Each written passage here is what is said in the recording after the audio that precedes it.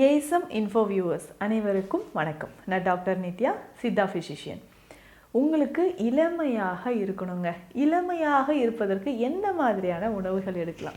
அதுலேயுமே சித்தர்கள் நமக்கு நிறைய காயகற்ப வழிமுறைகளை சொல்லி கொடுத்துருக்காங்க. ஸோ இளமையோடு வாழ்வதற்கு ஒரு சிலருக்கு ஒரு 40 வயதை கடந்தால் உடலில் ஒரு சோர்வு ஏற்படும் இல்லைங்களா? அந்த சோர்வோடு சேர்த்து ஒருவேளை உங்களுக்கு நீரிழிவு நோய் இருக்குதுன்னு வச்சுக்கோங்களேன், சுகர் இருக்குது அப்படின்னா டக்குன்னு ஒரு வயோதிக தோற்றம் ஏற்படுது. ஸோ இந்த மாதிரி நிறைய பேர் இருக்கீங்க. ஸோ நமக்கு இந்த இளமை தோற்றம் கொஞ்ச நாள் நீடிச்சு இருக்கணும். ஸோ ஒரு 35-40 வயதிற்குள்ளேயே நமக்கு என்ன ஆகுதுன்னா வயதான மாதிரி ஒரு தோற்றம் தெரியுது. இதில் இருந்து நம்ம தற்காத்து கொள்வதற்கு சித்தர்கள் சொன்ன வழிமுறைகள், உணவு முறைகள் என்ன, அதில் முக்கியமாக நம்ம சாப்பிடக்கூடிய மூலிகைகள் என்னென்னன்றதை பார்க்கலாம். ஸோ நரை, திரை, மூப்பு அப்படின்னு சொல்கிறது தான். ஸோ பொதுவாக ஒருத்தவங்களை பார்த்தோம்னா கொஞ்சம் முடி நரைச்சிருந்தாவே என்னப்பா வயசாயிடுச்சா அப்படின்னு நம்ம கேட்போம். ஸோ இந்த மாதிரி நரைமுடிகள் வராமல் இருப்பதற்கும் தோலில் அதிகமான சுருக்கங்கள் வராமல் இளமையாக இருப்பதற்கு என்னங்க செய்யணும்? முதல் வழிமுறை மூச்சை ஒழுங்குபடுத்தணும். இதுதான் சித்தர்கள் சொன்ன முதல் வழிமுறைங்க. ஸோ ரொம்ப நாளாக நம்ம மெடிடேஷனில் இருக்கிறோன்னு வச்சுக்கோங்களேன், ஒரு தியானத்தில் இருக்கிறோன்னா மூச்சை மட்டுமே ஆழ்ந்து கவனிப்போம். ஸோ அந்த மாதிரி உணவு எல்லாமே அதற்கு அடுத்தது தான். ஸோ அந்த மூச்சு, பிராண சக்தி உங்கள் உடலில் நார்மலாக இருந்ததுன்னா நமக்கு எப்போவுமே பிராணசக்தி அதிகமாக இருக்கும்போது ஒரு பாசிட்டிவிட்டி நம்ம உடலில் வர ஆரம்பிக்கும். ஒரு நேர்மறையான ஆற்றல் நம்ம உடலில் வர ஆரம்பித்து எப்பொழுதுமே மனதும் தூய்மையாக இருக்கும், உடலும் தூய்மையாக இருக்கும். நம்மளுடைய எண்ணங்கள் ரொம்ப ரொம்ப தூய்மையாக இருக்கும்பொழுது இளமையாக இருப்பது போலவே நமக்கு ஒரு தோற்றம் வருது. அப்போது இந்த பிராண சக்தி ரொம்ப முக்கியம். இதற்கு தான் காலையில் இந்த மூச்சு பயிற்சி செய்வது சித்தர்கள் நமக்கு சொல்லியிருக்காங்க.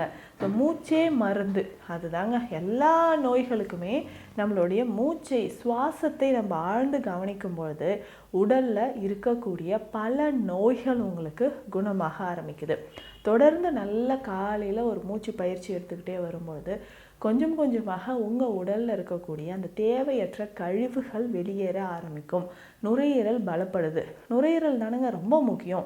நம்ம எல்லா ஆர்கனையுமே கிளென்ஸ் பண்ணுறதுக்கு, வயிறு சுத்தம் பண்ணுறதுக்கெல்லாம் பார்ப்போம். நுரையீரலை பலப்படுத்துவதற்கு மூச்சு பயிற்சி ஃபஸ்ட்டு ரொம்ப சிறந்ததுங்க. இதை ஃபஸ்ட்டு காலையில் ஒரு 15லிருந்து ஒரு 20 நிமிடங்கள் ரெகுலராக நம்ம செஞ்சுக்கிட்டே வரணும். இந்த மாதிரி செய்யும்போது நம்ம நுரையீரல் பகுதி நல்ல ஒரு ஆழமான காற்றை நம்ம சுவாசிக்கும்போது தூய்மையாகுது. அங்கே இருக்கக்கூடிய இன்ஃபெக்ஷன் மறைய ஆரம்பிக்கும். உடல் முழுவதுமே நமக்கு என்ன ஆகும்னா பிராண சக்தி அதிகரிக்க ஆரம்பிக்குது. ஸோ இதை நம்ம ரெகுலராக ஃபாலோ பண்ணிக்கிட்டே வரணும். அதற்கு அடுத்ததாக நீர்ச்சத்து. உங்கள் உடலில் நீர்ச்சத்து குறையாமல் பார்த்துக்கணுங்க. ரொம்ப ட்ரை ஆகக்கூடாது. ஸோ நீர்ச்சத்து நார்மலாக இருக்கக்கூடிய உணவுகளை நம்ம சாப்பிட்டுக்கிட்டே வரணும்.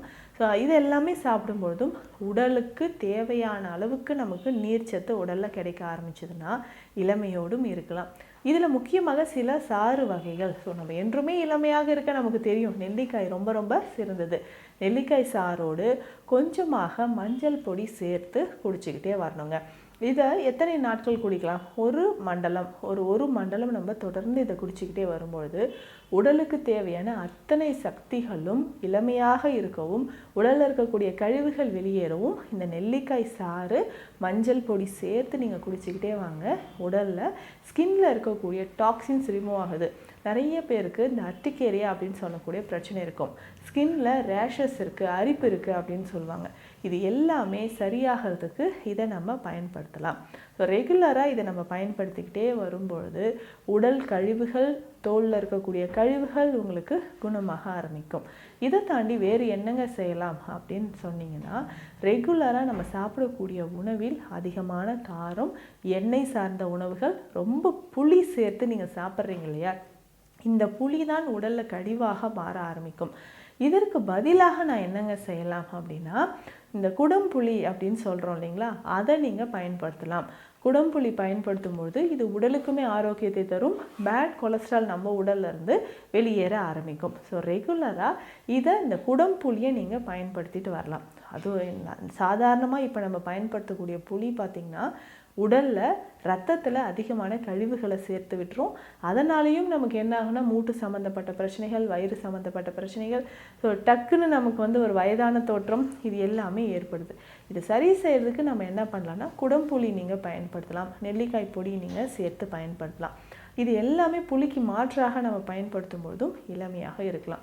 இதற்கு முக்கியமான ஒரு விஷயம் என்னென்னா, இந்த கர்ப்ப மருந்துகளில் ரொம்ப முக்கியமானது அமிர்தவள்ளி. அமிர்தவள்ளி அப்படின்னு சொல்லக்கூடியது சீந்தில் அப்படின்னு சொல்கிற ஒரு முக்கியமான ஒரு மூலிகை. இந்த சீந்தில கர்ப்பமாக நம்ம பயன்படுத்தும் போது அவ்வளோ நன்மைகள் நமக்கு கிடைக்க ஆரம்பிக்கும். ஸோ என்னென்ன மருந்துகள் நம்ம எடுக்கலாம் சீந்தியில் சேர்ந்த மருந்துகள் அப்படின்னு பார்த்தோம்னா, இந்த அமிர்தவள்ளியை கர்ப்பமாக நமக்கு கிடைக்குதுங்க. இதை நம்ம பயன்படுத்திட்டு வரலாம். ஸோ இளமையாக இருப்பதற்கும், சுகர் லெவல் குறையிறதுக்கும், கொலஸ்ட்ரால் லெவல் குறையிறதுக்கும் அமிர்தவள்ளி கர்ப்பம் மிக சிறந்தது. ஸோ இதை ஒரு 1/2 ஸ்பூன் எடுத்து தேனில் சாப்பிட்லாம், வெந்நீரில் கலந்து கூட நம்ம சாப்பிட்டுட்டு வரலாம். ஸோ ரெகுலராக இதை இப்படியே பயன்படுத்திட்டு வரும்போது கொஞ்சம் கொஞ்சமாக உடலில் இருக்கக்கூடிய டாக்ஸின்ஸ் உங்களுக்கு குறைய ஆரம்பிக்குது. டாக்ஸின்ஸ்னால் நச்சு கழிவுகள் வெளியேற ஆரம்பிக்கும்.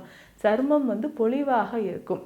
இதை தாண்டி நமக்கு சருமம் பொலிவாக இருக்கணும்னா தினம்தோறும் நம்ம நலங்கு மாவு பயன்படுத்தலாம். உடல் முழுவதும் இந்த நலங்கு மாவு நல்லா அப்ளை பண்ணிடணும்.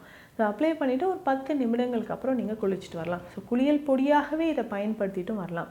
ஸோ நலங்கு மாவு இந்த பொடியை குளியல் பொடியாகவே நம்ம பயன்படுத்திட்டு வரும்பொழுதும் சருமத்தில் இருக்கக்கூடிய பிரச்சனைகள் நமக்கு கொஞ்சம் கொஞ்சமாக குணமாக ஆரம்பிக்கும்.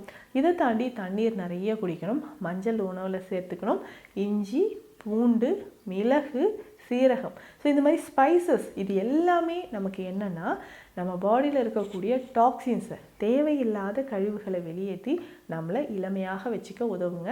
அதே மாதிரி ஃப்ரூட்ஸு, ஸோ பழ வகைகளில் விட்டமின் சி நிறைந்த பழங்களை நீங்கள் நிறைய பயன்படுத்தணும். ஸோ விட்டமின் சி நிறைந்த பழங்கள் அப்படின்னு பார்க்கும்பொழுது நமக்கு இந்த சிட்ரஸ் ஃப்ரூட்ஸ் அப்படின்னு சொல்கிறோம் இல்லைங்களா. ஸோ ஆரஞ்சாக இருக்கட்டும், இல்லை சாத்துக்குடி, கருப்பு திராட்சை, அதாவது இந்த விதைகளோடு இருக்கக்கூடிய கருப்பு திராட்சையை நீங்கள் பயன்படுத்தலாம். ஸோ இந்த மாதிரி நம்ம பயன்படுத்திகிட்டே வரும்பொழுது உடலில் இருக்கக்கூடிய கழிவுகள் கொஞ்சம் கொஞ்சமாக உங்களுக்கு வெளியேற ஆரம்பிக்கும். ஸோ இந்த பழ வகைகள் ரொம்ப முக்கியம். ஸோ வெஜிடபிள்ஸுமே பார்த்தோம்னா முருங்கைக்கீரையை நம்ம அடிக்கடி உணவில் சேர்த்து பயன்படுத்திட்டு வரணும். ஸோ இந்த மாதிரி பயன்படுத்தும் பொழுதும் உடலில் இருக்கக்கூடிய கழிவுகள் வெளியேறி நம்ம இளமையாக ஆரோக்கியமாக வாழலாம். ஸோ இந்த பதிவில் நான் உங்களுக்கு சொல்லியிருக்கிற விஷயங்கள் பயனுள்ளதாக இருக்கும்னு நினைக்கிறேன். மீண்டும் அடுத்த பதிவில் சந்திக்கலாம். நன்றி.